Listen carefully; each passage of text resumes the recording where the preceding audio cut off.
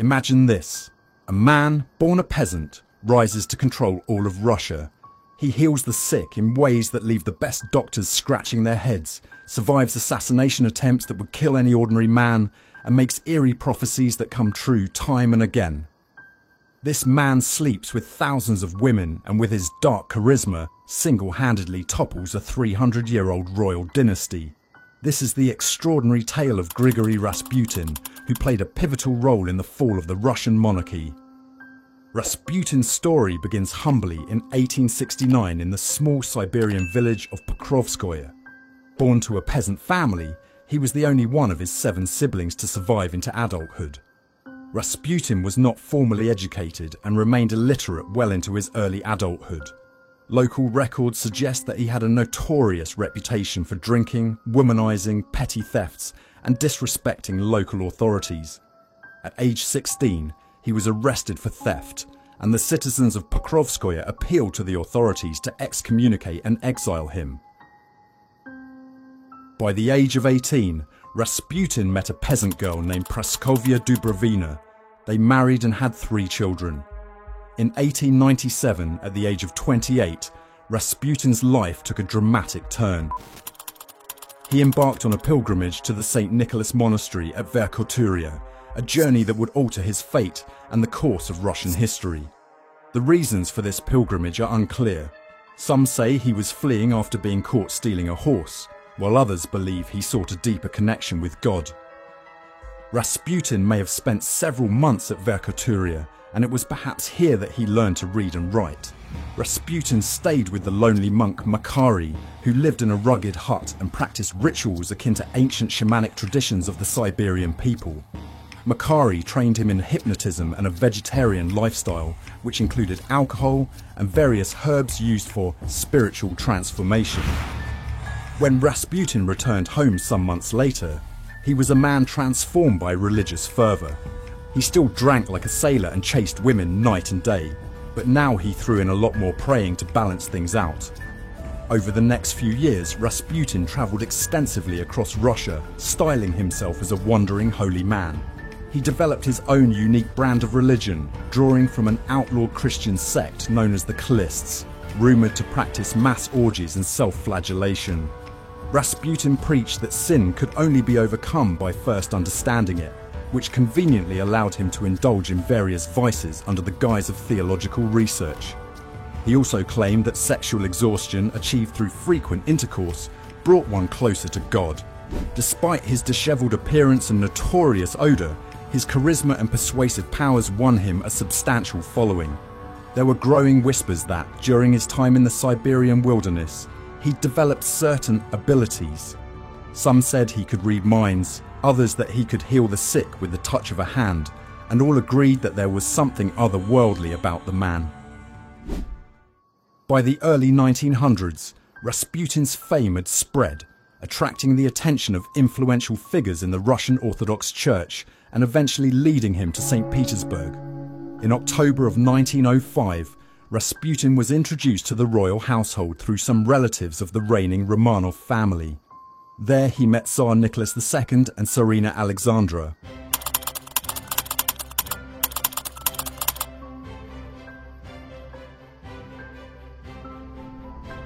Rasputin instantly found a way to use the weaknesses and insecurities of Crown Prince Alexei Nikolaevich Romanov. He was the youngest of 5 children and the only son of Tsar and Tsarina. So, the young Alexei was supposed to be the heir to the entire Russian Empire.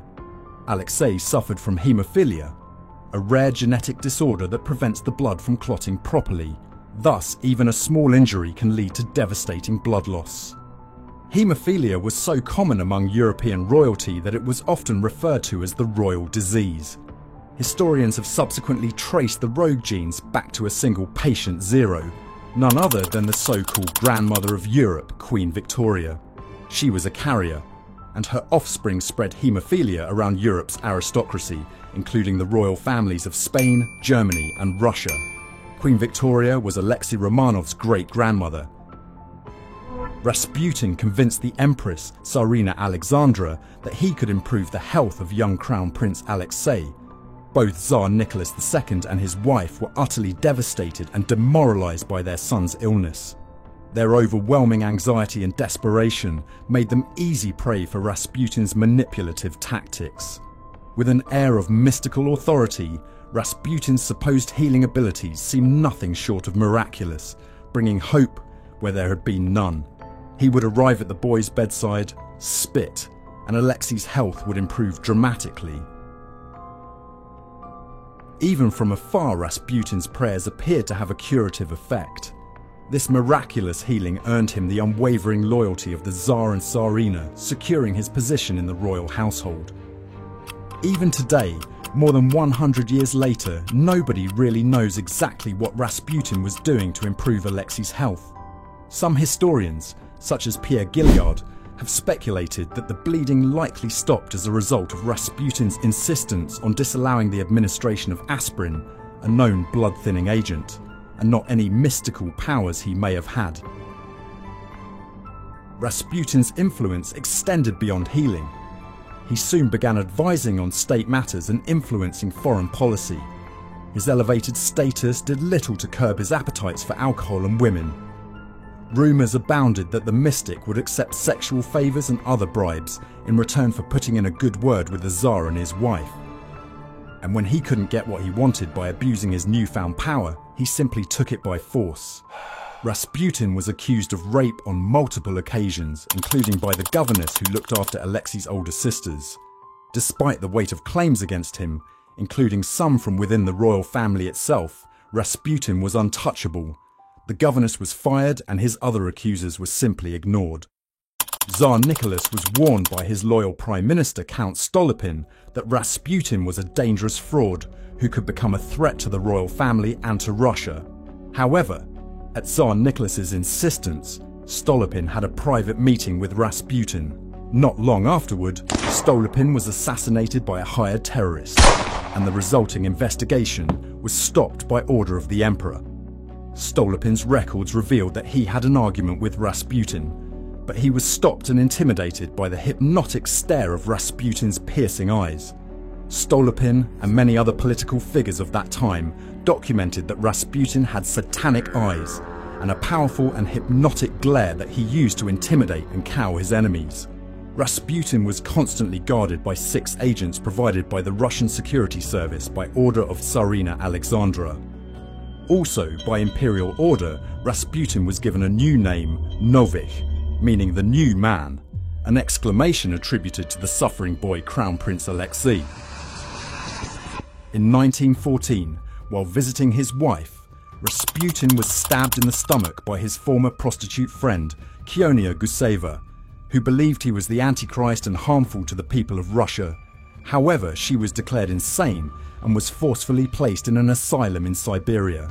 It was the kind of wound that would typically be fatal, and after somehow escaping his attacker on foot, Rasputin was left in a coma that nobody expected him to wake from. But he did, and before long, he was back in the capital, where his power was about to reach its pinnacle. When World War I started in 1914, Germany declared war on Russia. That is when Rasputin's most destructive action was committed.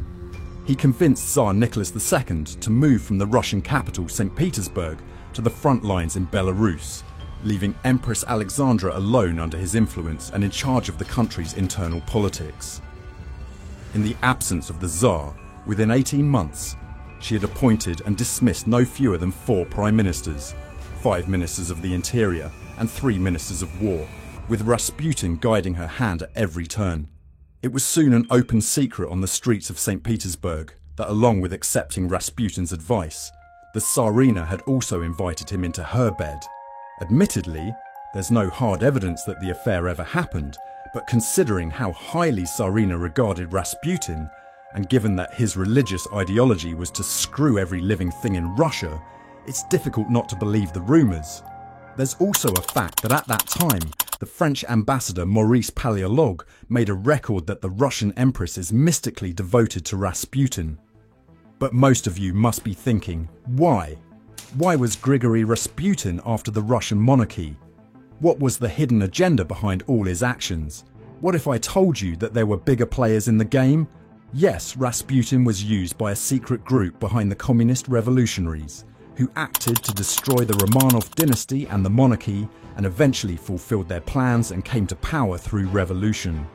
This explains how and why Rasputin was manipulated to discredit the royal family, especially Tsar Nicholas II. Rasputin's main handler was a St. Petersburg underworld drug lord named Dr. Badmaev, who controlled Rasputin through his drug addiction and often instructed Rasputin about his political moves. At the same time, Rasputin's hypnotic influence over Empress Alexandra and Crown Prince Alexei remained very strong, allowing him to make political, ecclesiastical and military appointments for those who served his interests. Rasputin stirred up public scandals and rumours about his excessive drinking and wild affairs. He cleverly trapped many Russian political figures in compromising situations, like orgies and scandals, which he then used for blackmail. His influence led to the appointment and dismissal of several military commanders and government ministers during World War I, creating deep divisions in society. Communist leader Vladimir Lenin wrote, "Monstrous Rasputin is pushing the Tsar's regime to disaster, which was helping the communist revolution." In November 1916, Prince Yusupov, a relative of the Tsar, pretended to have chest pains and obtained a high recommendation to become a patient of Rasputin. Prince Felix Yusupov made several visits to Rasputin as a patient and soon made friends with him, presenting him with a picture of his wife, the beautiful Princess Irina Yusupov, niece of the Emperor Tsar Nicholas II. Rasputin immediately became enamored and expressed his desire to meet her. On December 16, 1916, Prince Yusupov and his fellow officers designed a plan centered on using the beautiful Princess Irina Yusupov as bait. On December 29, 1916, Prince Felix Yusupov personally invited Rasputin to dinner and drove him to his Moika palace. There Rasputin was waiting for the appearance of Princess Irina Yusupov, but she never showed up. Meanwhile, they served him cyanide-laced cakes and wine. But despite eating that cake and guzzling 3 glasses wine, Rasputin didn't develop so much as heartburn. But how is it possible that Rasputin ate enough cyanide to kill an entire village and lived? This riddle is solved in 2006 when researchers conducted an intriguing experiment by feeding rats both cyanide and garlic, and they survived. Turns out the sulfur content of garlic can combat cyanide in the body, and Rasputin used to eat a frightening amount of garlic every day. Anyway, when the poison had no apparent effect on Rasputin, Prince Yusupov pulled out his gun and shot him, but he still survived and managed to jump up and tried to escape out of the Moika palace.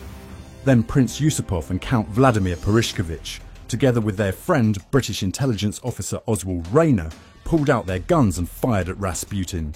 Then, noticing that he was still trying to get up, they clubbed him into submission. In the early morning of December 30th, 1916, members of the plot wrapped Rasputin and dragged him into the icy waters until he finally drowned in the Neva River. According to some reports, despite having been poisoned, shot multiple times, and beaten to a bloody pulp, Rasputin was still moving when he disappeared beneath the silent black water.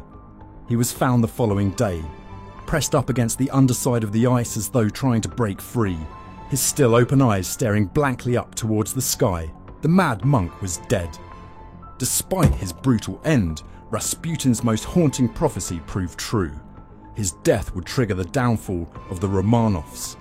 In 1917, the Russian Revolution began, leading to the abdication of Tsar Nicholas II, when angry demonstrators took over large swathes of the capital backed by members of the Russian armed forces.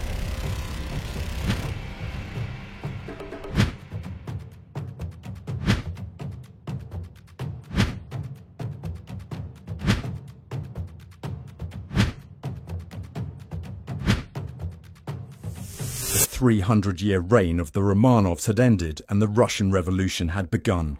The royal family was held under house arrest, where they would remain for about a year. And then on the 17th of July 1918, soldiers broke into a basement where the Romanovs were being held and started firing. They didn't stop until the former Tsar and Tsarina and every single one of their children were dead.